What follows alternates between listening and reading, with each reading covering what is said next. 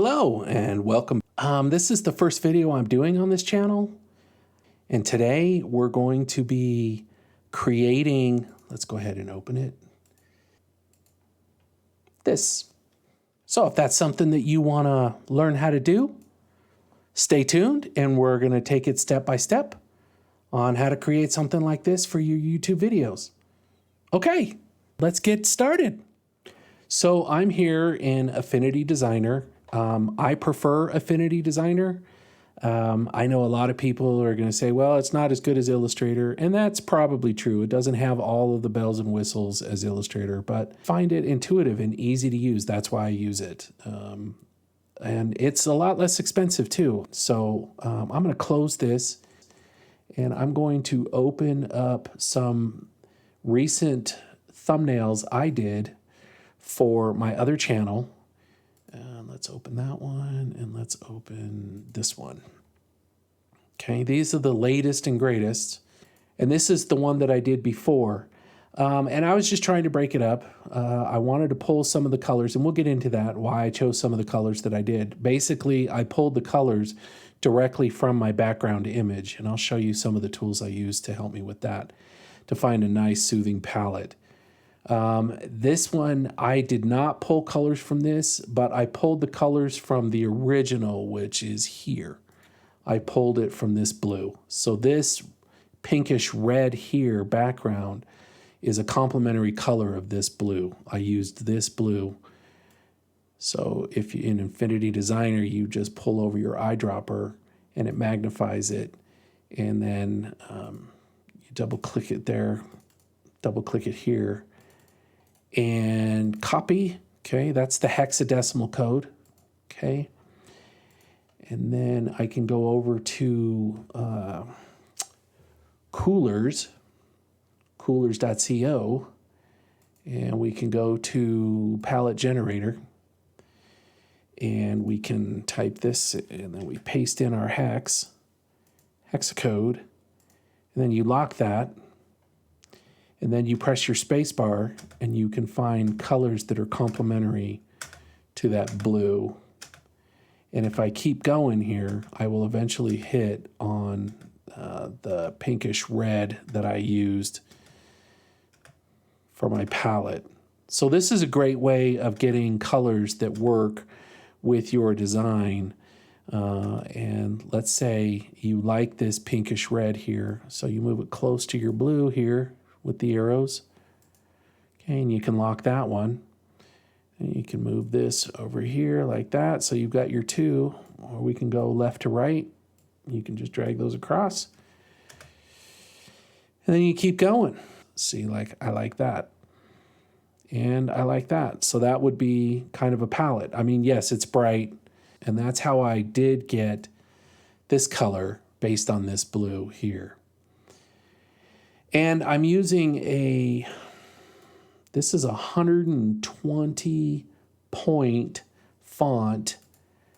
This is a 64 point font. And this is a 64 point font. And we can switch it to pixels if we want. I just leave it at points while I'm in this. This is kind of like the drawing side of it. But up here you have the pixel persona. They call it the pixel persona. And you can switch everything to pixels. So those aren't exactly small fonts. 68 point and 120 point is not exactly tiny. And 72 point is not exactly tiny. I mean, this would be your headline in a flyer. Okay. And yet, when you see it online, it looks tiny. You can hardly read this. And you can hardly read this. This comes across nice. The videos I were watching were not how-to, but what they were is they were, and I'll leave a couple of links in the description for them.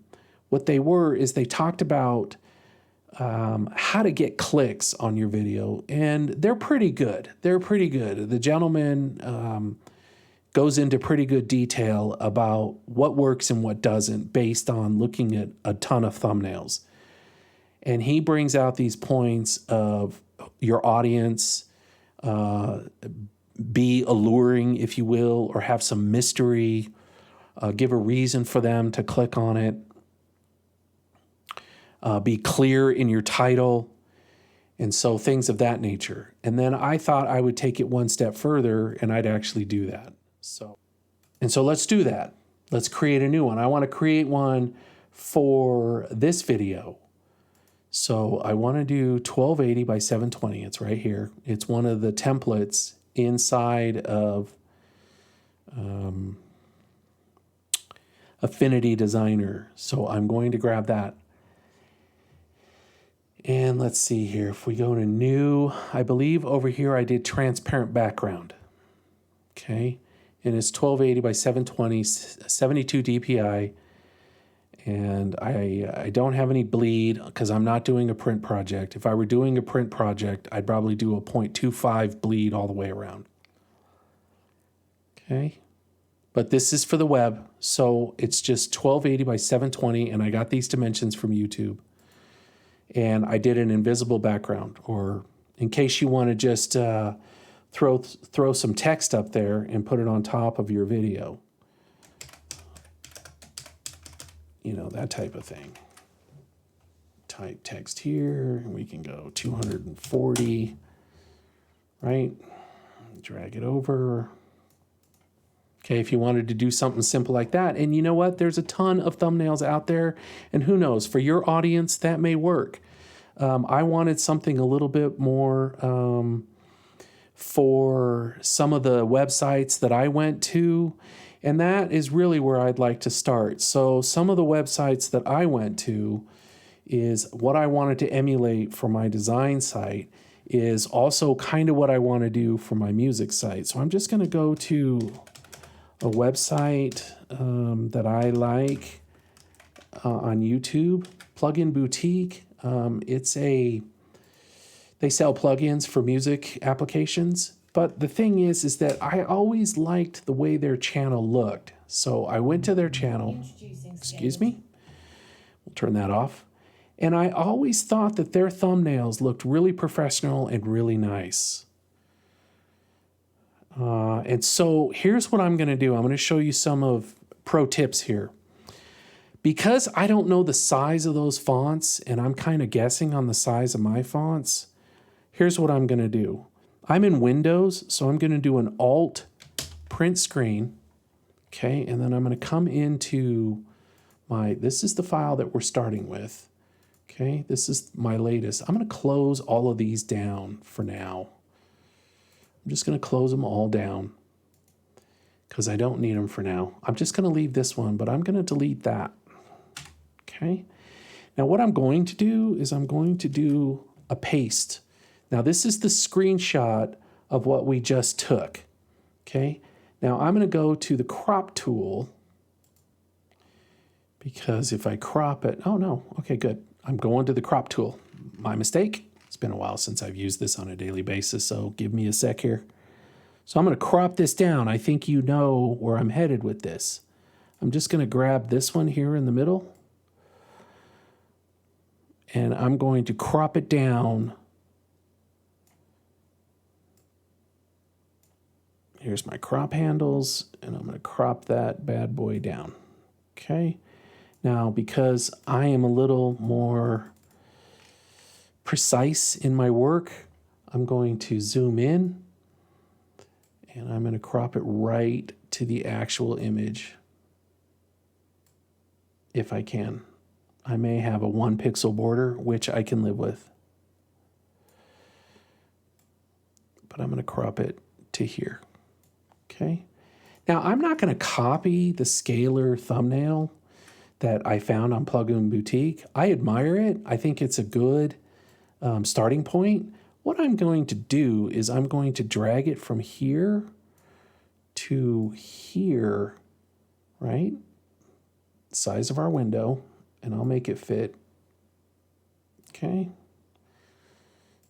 That's close enough. Okay, it's a little off at the bottom. Let's move it down a pixel. Yep, that's pretty good. Okay, now what we're trying to figure out here is what size is this font? Scalar 2. Okay, and let's make this font white so we can see it, and let's scale it up. Now, I'm not looking to be exact. What I'm looking for is top to bottom. So I go from top to bottom. And that's pretty close. It's not exact, but it's pretty close. And what size is that? That is 182 points. So my 120 was a little small. Okay, so we can do a Control J on that. And over here, if you look at the layers, we'll tuck it underneath, and we will arrow key it down, and we will try to get this size too. And we will try to figure out what the size of this font is. And again, it doesn't have to be exact. And that's about 96. So my other two fonts were 72 and 120. So my fonts were still a little too small on my thumbnail, which is either good news or bad news. So maybe it was still too hard to read, or it gave me a little bit more white space around. Although this is pretty straightforward on the white space. I mean, you've got plenty of white space, negative space, if you will. And they reduce the size of the image. If we go back to mine, let's open recent. Let's see if I can grab those pings. Okay. If you go back to mine, my image is pretty good size over here on the right. And my font, this is 120, this is 64, 65, and this is 72 point. Plus, I have a lot more to say than Scalar 2. But like I said, I always liked their layout. So let's go ahead and turn this off. And let's just put the background for now. And down here, we'll add a layer. Drag it down here. And we'll get rid of this. Turn that off. And I'll go ahead and make a black box as just a background so we can see our font. And I will get rid of the line. And I will fill it with black. Okay. And actually, I think I can just put that there and get rid of the folder. Okay, and I'm going to lock it for now. And then we have our thumbnail. Okay. All right, so now we have a general idea of font sizes, plus what I did over here. I know the font sizes of this, and I know the font that I used. Okay, but I need to come up with a title for this video, and I thought something along the lines of Catchy YouTube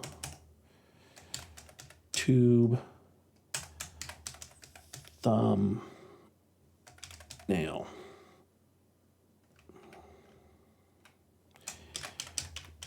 Create catchy YouTube thumbnail.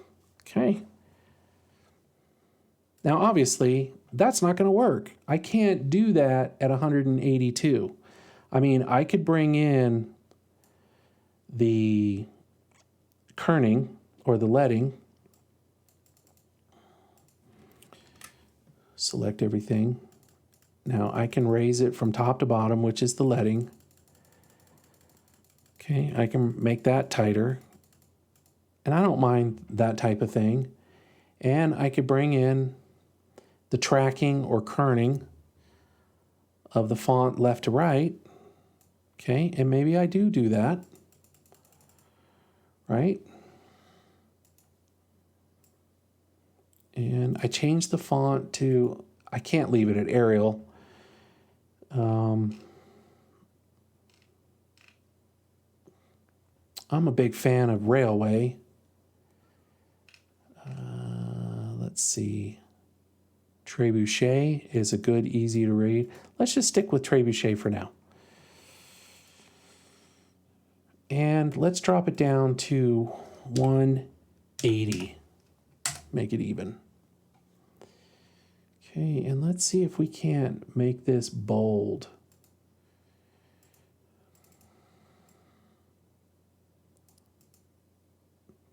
And let's take that and let's pick a color.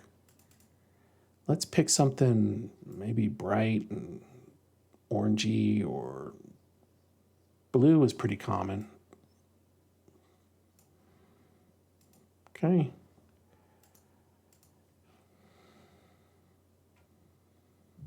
And that looks okay. I mean, it doesn't look great and doesn't look too bad. I don't like the overlap now, so I'm going to expand on my leading. I'm going to do 174. Okay. And a part of me wants to try 128 font size. See, I really like that too. So let's split the difference. I don't necessarily want to do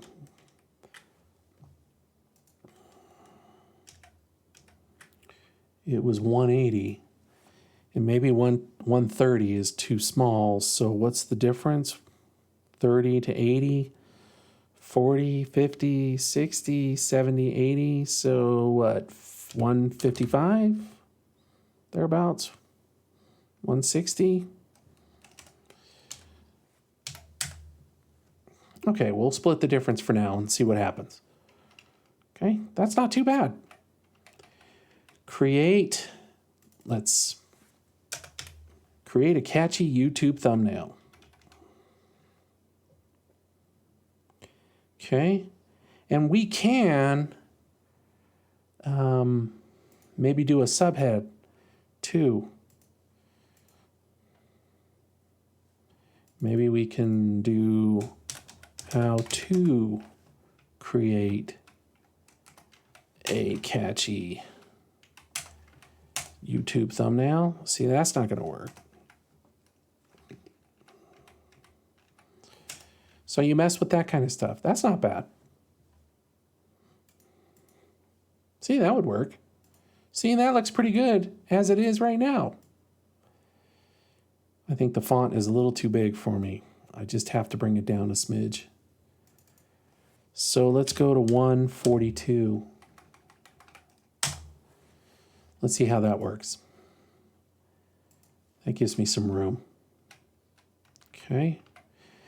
And let's go ahead and center it top to bottom. And let's, no, we don't want it completely flush left. So let's move it off of the left border where we had it. Okay. That's pretty good. Now, I want to bring it up. I don't like things dead center.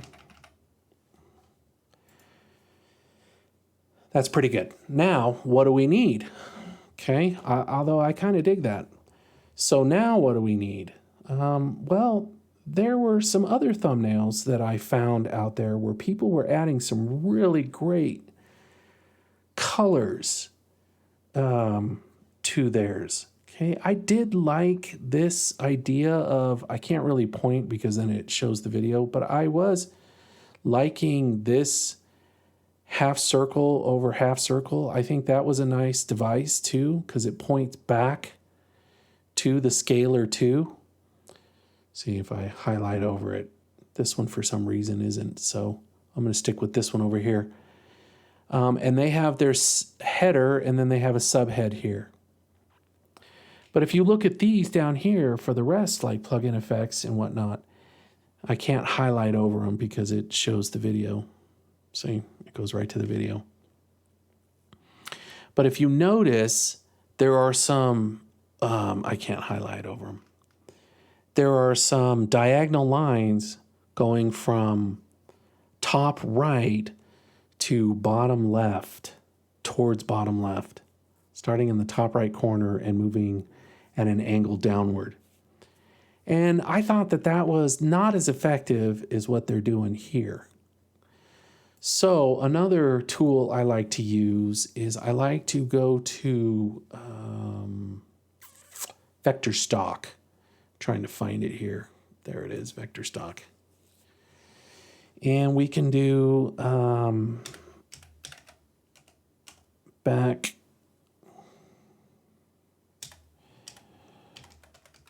backgrounds. And we could go with something like this, just dump a bunch of color on there. We could go with something like this and we could turn it. You know, that is a template for something. Looks like abstract dance party poster background template vector image. You know, we could do something like that. We'd have to change all the colors. We could go with something like that, although that's pretty busy. I mean, you could get away with just simple text in the middle like that. And that might look cool with what we're doing. And so maybe we could take a look at that. So I downloaded the JPEG, and let's see what we got here. Obviously, I'm not going to keep this without paying for it. So, but I'm going to throw it in and see how it works with my design. And again, let's go ahead and crop down what we're not going to use. I'm going to get rid of all that. And I'm going to get rid of that. And I'm going to highlight it, Control C. And I'm going to do a Control V above that rectangle right there. Hold down my Shift key because it locks it just like, let's see here.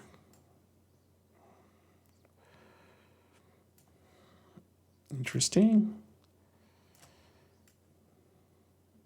We can make it bigger to fill the whole background.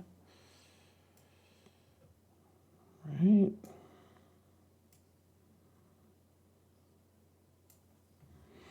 We could do something like that.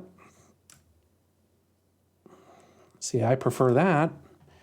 And now, why do you think I prefer that? The graphic artists in my audience out there will probably know the answer to this. The biggest reason is tonally speaking, we go from a light color down to a dark color, and we go from top left to bottom right. And how do people read in the States? The only thing that isn't working is this blue here. But people read in the States from top to bottom, left to right. So this fits in with what it is that we're trying to do. However, my concerns are valid because it is a little busy for us to see. Even if I were to switch this to all white, it's still tough. I'm going to go ahead and lock that so we don't keep highlighting it or we can't move it. So what do you do? And I'm sure that a lot of people, the good thing about this is because we can now bring our text back up, we can reduce the leading, and we can make it larger, and we could also center it. Okay, but now this is kind of funky sitting by itself. It would look better there. And you want to take out the spaces, excuse me. You want to take out the spaces when you're doing things centered. So this space right here, you want to take it out. Otherwise, it's not going to line up centered. See, if you have a space there, and then you do a hard return, it doesn't always line up center. See this space right here? So,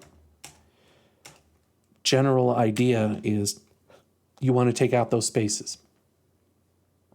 Okay, now we can go really large. And we can do that. But I feel like that is a bit amateurish. Okay? Not a big fan of that. Okay? So what do? So let's go back to where we were. I'm just going to do Command Z until we get back to where we started when I brought it in.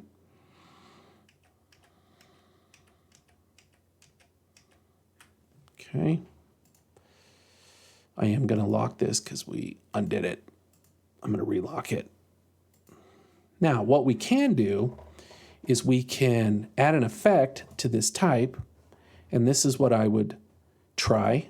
I would add a shadow, and I would leave it from highlight up here with an angle of 31.5, and I'd mess with the offset, and I'd mess with the color.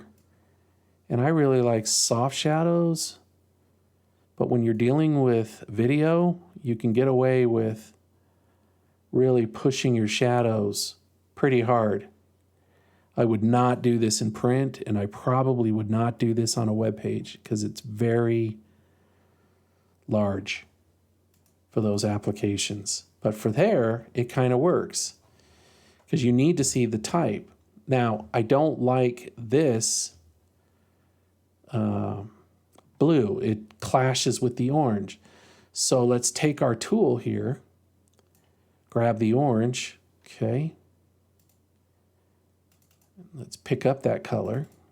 And I think we already went over this a little earlier. We go back to coolers, right?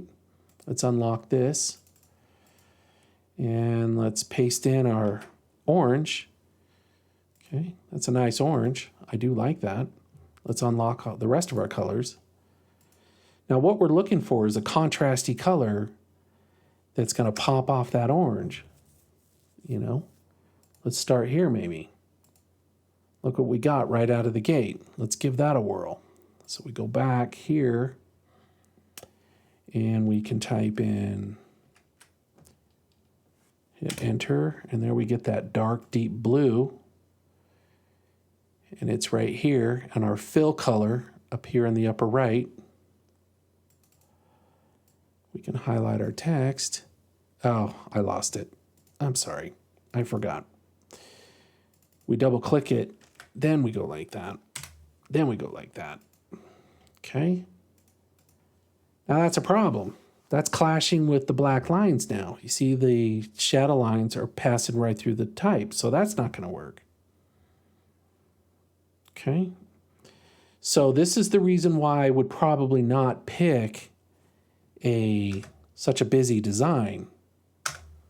Because let's pick a bright color here, and this may work. We'll pick a bright color that supposedly goes with our orange.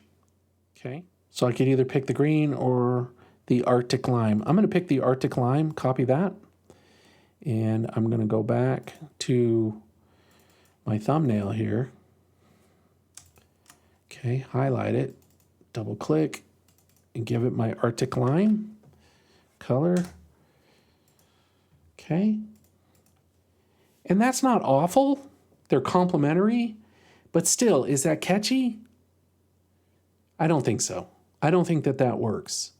So that's one of the reasons why I split the screen like this, so I could actually show what the project looked like, and my font, all of it is easy to read. So I think we should do something along those lines. Now, does that mean that we have to throw this out? Not necessarily. Let's unlock it. Maybe we turn it, because I do like the orange and I do like that S-curve. You know, maybe it's just being used in the wrong place. You know, because that looks kind of sweet. Okay, I kind of like that. That is what they call a happy accident, and that's why you experiment. You get happy accidents like this. But I think we should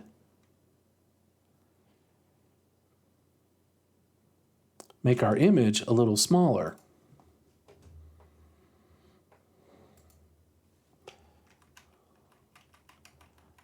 Okay, and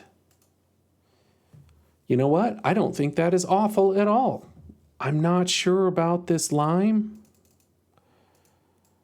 You know, I really want a 2-color thing. Maybe we find something else. Yeah, let's try this blue. I was maybe thinking of blue, a different color blue. Something a little bit brighter. You know, that's not awful either. Let's see here. Maybe we can move this background down. How far can we go with this to get that orange really to dominate the space and we get some of that blue out of there? that lower gray blue.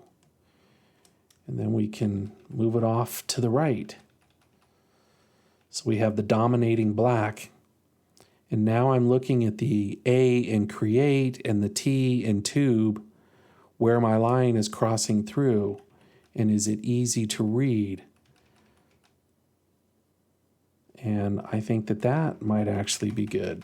And maybe we can keep going and get rid of more and more of that blue-gray that's down at the very bottom.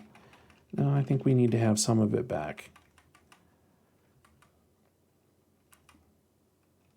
So we just move things around. Oops, I don't want that. Okay. Now see, I wouldn't necessarily do it this way. See, what I would actually do is I would not do the image this way. I would put my image back, and I'd probably even stretch it maybe some more.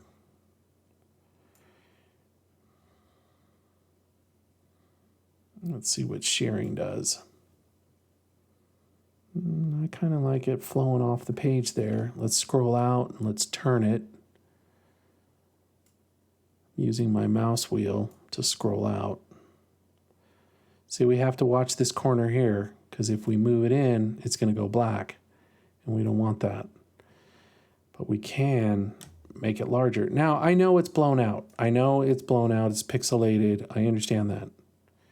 But I'm demoing a concept here. And if I go with this background, then I would use it. Okay. Now, I have more color on the right and less black on the left. So what I would do here is I would create a shape that I could control my black. So I would go line, and we were over by the YouTube. So I'd probably go here, and then I'd probably go here, and I'd probably go here, and I'm holding down the shift key so I get straight lines. Okay. Let's scroll in, hold down the space bar so I can move it over. And let's go to our point, and I can arrow that out so it's straight. Okay, that's a little better. And I can highlight both of these points, and I can arrow them up. And that changes the angle of attack here. Okay, but I can change that angle of attack to what I desire in just a sec here. Okay, now, let's pick my curve here, and I will go ahead and fill it. I'm on my fill black. Okay, I will move it under my text, but I will move it over my background. And so now, maybe I can make my background smaller. I don't need it so big. See, now that's kind of funky. Look at that.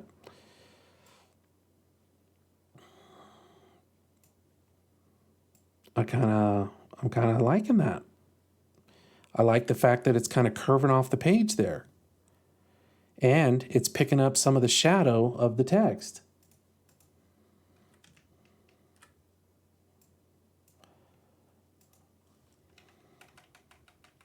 Lower that down a smidge. And again, I would go to my effects on my curve here, and I'm going to put a dramatic shadow.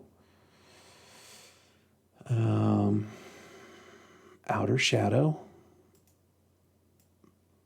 Okay, but this time I'm going to change the light source so it's moving from left to right. And then we can make it really dramatic and see what happens here.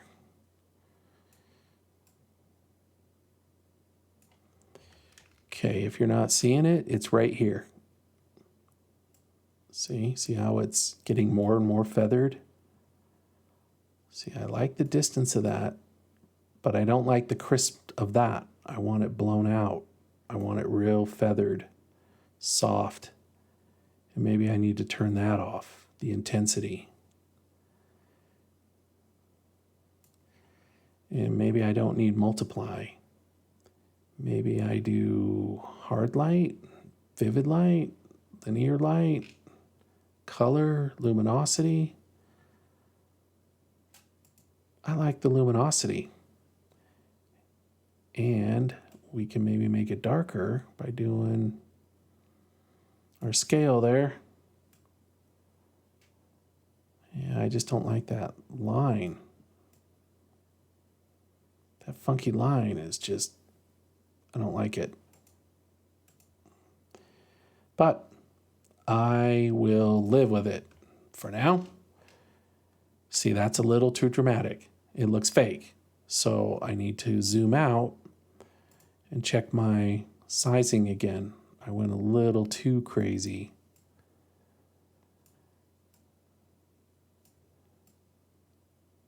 And that's a little bit more realistic. I think you'd agree. Okay. And now I think our YouTube thumbnail is coming along. Let's raise this text up so it's a little bit more legible. And I think that I will also drop down the leading, bring it closer together, because I want to add a secondary phrase. So I will do a Control J to duplicate that. I'll put it underneath. We don't need this layer. We'll get rid of that. And then this one, Shift, move it down. And I want to drop it down to 78. Okay. And I want to say using Affinity Designer.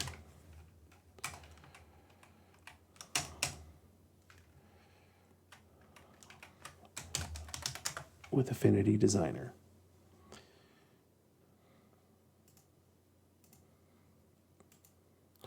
Okay, now we highlight both of those, and up here we snap them together. Now I think that pops a little too much. So what I would do is I would probably turn that down because I don't want it to take away from the top headline. And I think I want it from the bottom a little less. I want a little more distance at the bottom, which means I can raise this up a smidge. And I think I can also come a little left here and head up towards the top a little bit. And I can come a little left here, come up a smidge. And let's go ahead and flush those up. Okay, now the only thing that's bugging me is right in this area for tube. It's a little difficult to read, so let's unlock our background. See if we can't make that a little easier to read. And this is the thing, is it's compromise, because I can't go too far, so we can maybe go up. And this is the compromise you have to make. Okay, maybe my font needs to come down a bit, because we just want to distance ourselves from this line here.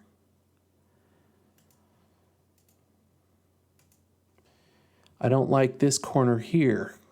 I don't like that line either. So we can bring that up.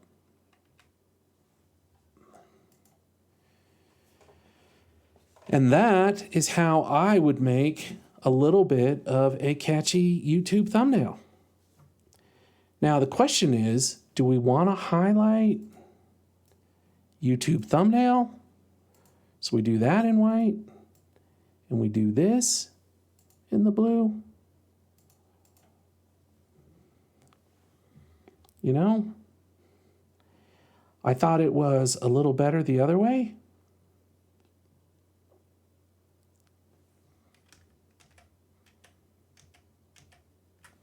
Okay. And I think we can come down a bit, come a little bit closer.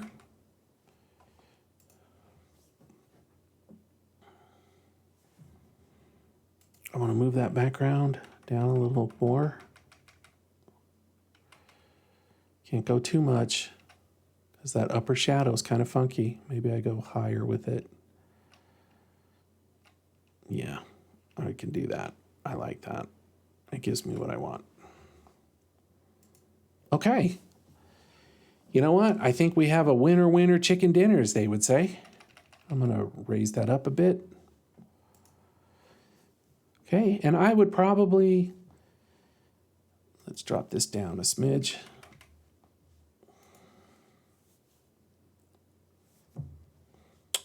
I would probably export that and I will put it up for the video.